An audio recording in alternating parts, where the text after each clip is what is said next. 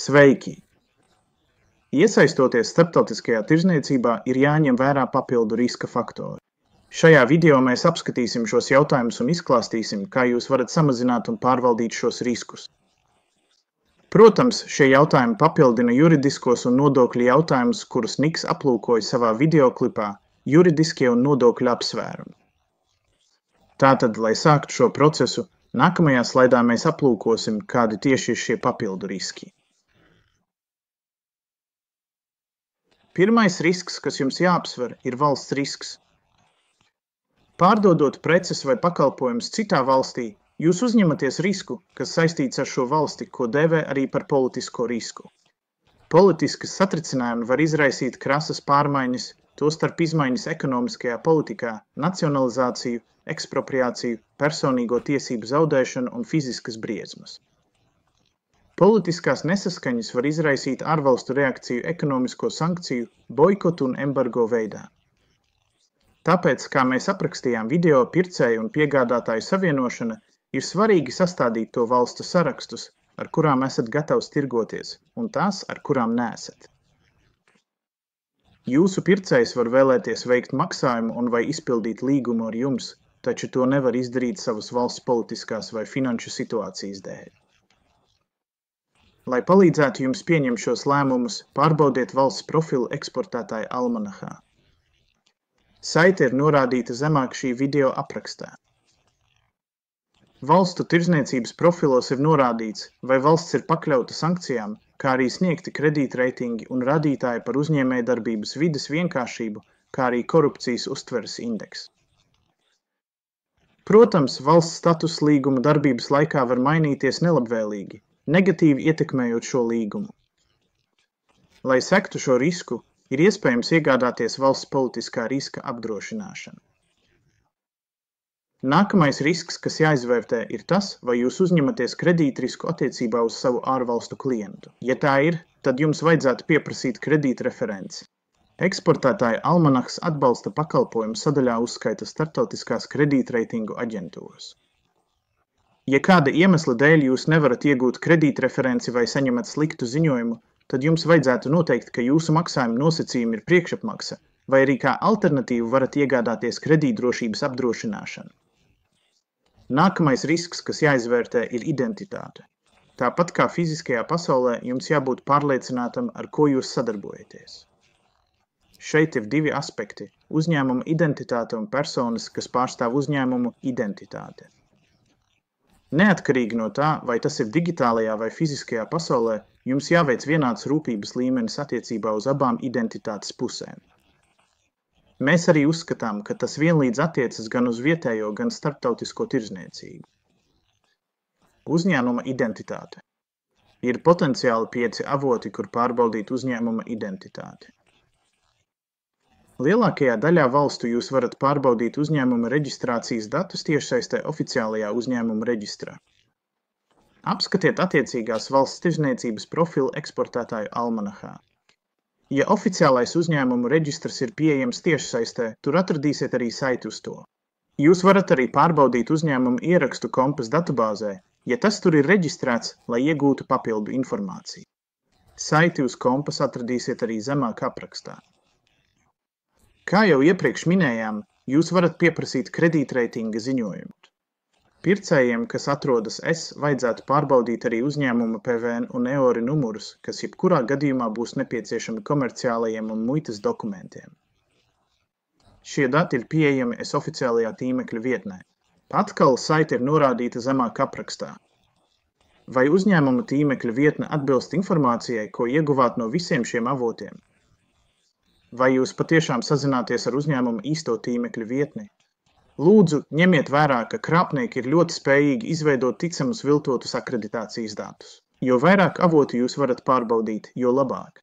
Labi pieņemot, ka esat pārliecināts par uzņēmuma identitāti, vai jūs patiešām sazināties ar šī uzņēmuma juridisko pārstāvi. Personas identitāte. Pārbaudiet kontaktpersonas identitāti. Vai viņi patiešām pārstāv uzņēmumu, ar kuru jūs sadarbojaties, vai viņi ir uzņēmuma direktors, vai viņi ir norādīti uzņēmuma tīmekļa vietnē, vai ar viņiem var sazināties caur uzņēmuma centrāli, vai viņiem ir uzņēmuma e-pasta adrese, Vai viņa LinkedIn profils ir apstiprināts? Vai esat pārliecināts, ka nesazināties ar avatāru? Pieņemsim tagad, ka jūs esat pietiekami pārliecināts par uzņēmuma un tā pārstāvju identitāti. Ja jums nav bijusi laba tirdzniecības vēsture ar šo uzņēmumu, jums vajadzētu apsvērt tirdzniecības kredītdrošības apdrošināšanu. Apdrošināšana ir svarīgs un dažkārt nepieciešams elements jūsu uzņēmuma aizsardzībā. Lai palīdzētu jums pārvaldīt šīs izmaksas, mēs iesakām veltīt dažas minūtes, lai iegūtu konkurētspējīgus piedāvājumus tirdzniecības kredītdrošības apdrošināšanai, kas sektu jebkuru jūsu piešķirto kredītu. Šādu apdrošināšanu piedāvā privātās apdrošināšanas kompānijas un valsts aģentūras. Skatiet atbalsta pakalpojumus apdrošināšanas sadaļu eksportētāja almanahā.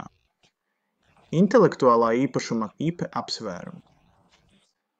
Papildus parastajiem piesardzības pasākumiem, kas saistīti ar konfidenciālas informācijas izpaušanu trešajām personām, jums vajadzētu padarīt neizpaušanas līgumu ND par standarta procedūru, apmainoties ar konfidenciālu informāciju ar trešajām pusēm. Šie līgumi ir juridiski saistoši, aptver visu pušu konfidenciālo informāciju un nosaka, kas ar šo informāciju jādara pēc jebkādu attiecību beigām. Pirms izplatāt vai dalāties ar autortiesību materiāliem ar trešajām personām, skaidri norādiet uz tiem savu uzņēmumu nosaukumu un datumu. Pārskatiet, vai jūsu preču zīmes, dizaini un patenti ir aizsargāti visos jaunajos tirgos, kuros plānojat darboties.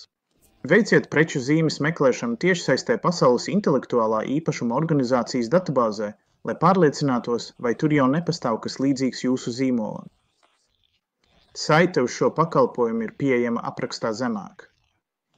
Izvērtējiet, cik vērtīgi ir iegūt patentu vai preču zīmi, salīdzinot ar izmaksām kā daļu no sava eksporta plāna.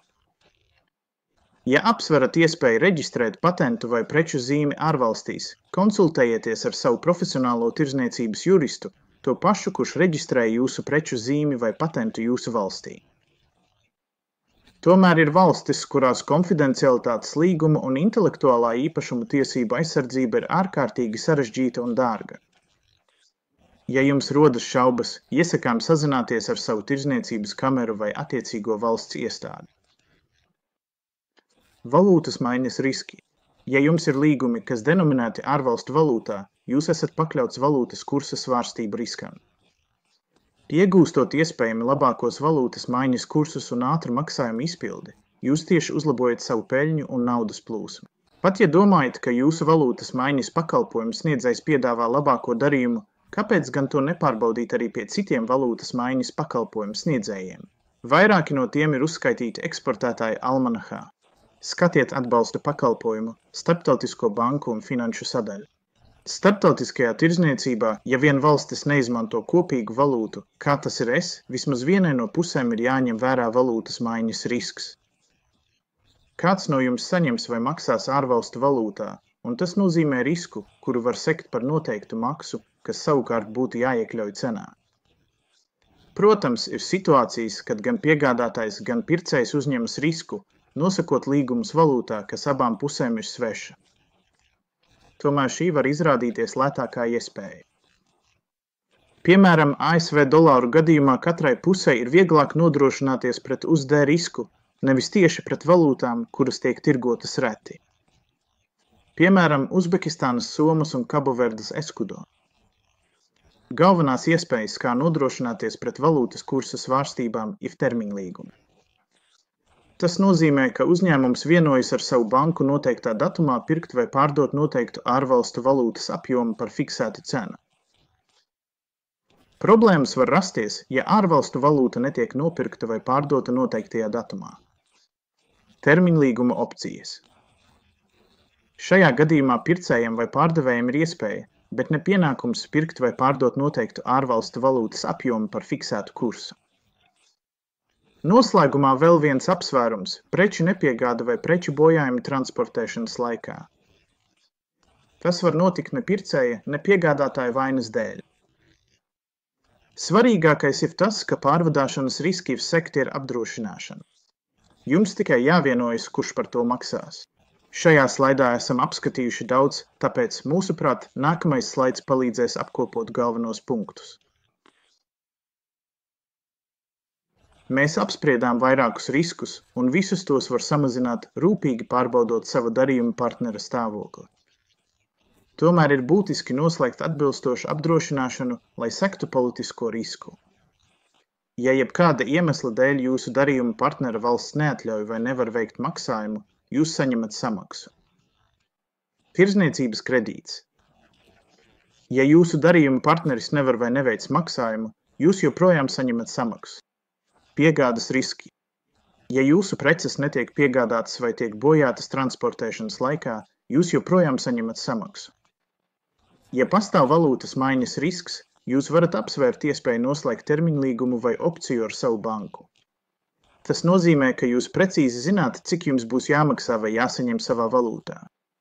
Vēl viens apsvērums, kas šeit jāņem vērā, ir tas, ka apdrošināšana nevienmēr sedz 100% no jūsu prasības. Tāpēc jums jānodrošina, ka jūsu cenā jebkura samazinātā summa, ko varat saņemt, seks visus jūsu izdevumus. Mēs domājām, ka daži noslēdzoši komentāri par cenu un maksājumu nosacījumiem labi noslēgs diskusiju par risku samazināšanu un vadību. Apskatīsim tos nākamajā slaidā. Cena un maksājuma nosacījumi. Skaidrība par cenu, kas par ko maksā, un maksājuma nosacījumi, kas kad un kā maksā. Šie punkti ir būtiski, lai nodrošinātu skaidrību komerciālajās attiecībās. Starptautiskajos līgumos saskaņotā Incoterms cena nosaka, kas par ko maksā. Lūdzu, skatiet zemāk aprakstā saiti uz sīkāku informāciju par Incoterms. 3 visbiežāk izmantotie cenu noteikumi ir FOB, jeb brīvi uz kuģa. Tas nozīmē, ka pārdevējam jānogādā preces pie kuģniecības uzņēmuma. Visas papildu izmaksas pēc tam sedz pircējs. CEUNF jeb izmaksas un frakts. Šeit pārdevējam jāmaksā par sūtījumu līdz noteiktam piegādes punktam. CIF jeb izmaksas, apdrošināšana un frakts. Šajā gadījumā pārdevējam jāmaksā gan par sūtījumu līdz noteiktam piegādes punktam, gan par transportēšanas apdrošināšanu. Visos šajos 3 gadījumos pārdevējam nav jāmaksā par jebkādiem ievedmuitas tarifiem, ko piemēro importējošā valsts. Šīs izmaksas sedz pircējs. Komerclīgumā saskaņotie maksājuma noteikumi atspoguļos riskus, ar kuriem saskaras gan piegādātājs, gan pircējs. Starptautiskajā tirdzniecībā tiek izmantoti 4 galvenie maksājuma noteikumi. Avansa maksājums skaidrā naudā. Tas rada vismazāko risku eksportētājiem. Akreditīvi. Šajā gadījumā banka garantē maksājumu. Dokumentārie iekasējumi. Tas nozīmē, ka pircējs nevar saņemt preces, kamēr nav veikts maksājums, taču iesaistītās bankas negarantē, ka maksājums tiks veikts. Atvērtais konts. Šeit jums pilnībā jāuzticas pircējam, ka viņš veiks maksājumu. Tomēr jāņem vērā, ka eksportā avansa maksājumi ir reti sastopami. Ārvalstu pircēji parasti pilnībā samaksā avansā tikai par mazākiem sūtījumiem, lai gan viņi var piekrist daļējam priekšapmaksas maksājumam, ja tas ir vienīgais veids, kā saņemt preces. Importētāji parasti uzstāj uz samaksu piegādes brīdī vai vēlams kādu laiku pēc piegādes. Tāpēc jūs visticamāk centīsieties panākt akreditīvu vai dokumentāro iekasējumu. Brīdinājums ir sastopami krāpnieki. Esiet piesardzīgi, pārējot no avansa maksājumiem un vai akreditīviem uz atvērta konta sistēmu. Ja jūs tomēr uzskatāt, ka jums jāpiekrīt atvērta konta vienošanās nosacījumiem, tad, kā ieteikts, jums vajadzētu apsvērt tirdzniecības kredītriska apdrošināšanas iegādi. Tas arī viss. Ceram, ka šis video palīdzēja jums labāk izprast riskus, kas pastāv starptautiskajā tirdzniecībā, un ka tagad redzat skaidru veidu, kā tos samazināt un pārvaldīt. Paldies, ka skatījāties! Ja vēlaties ar mani sazināties tieši, droši to dariet. Mūsu mājaslapa un mana e-pasta adrese ir redzama šajā slaidā un aprakstā zemāk. Ja jums šis video šķita noderīgs, lūdzu, nospiediet patīk un abonējiet mūsu kanālu, lai iegūtu vēl vairāk ieskatu par starptautiskās tirdzniecības attīstības iespējām. Vienkārši noklikšķiniet uz abonēšanas saites ekrānā. Tas jums neko nemaksā. Ja domājat, ka kādam jūsu paziņam tas varētu interesēt, lūdzu, padalieties ar šo saiti. Un, ja esat gatavs nākamajam solim, noskatieties nākamo video šajā atskaņošanas sarakstā. Tas ir pieejams tieši šeit.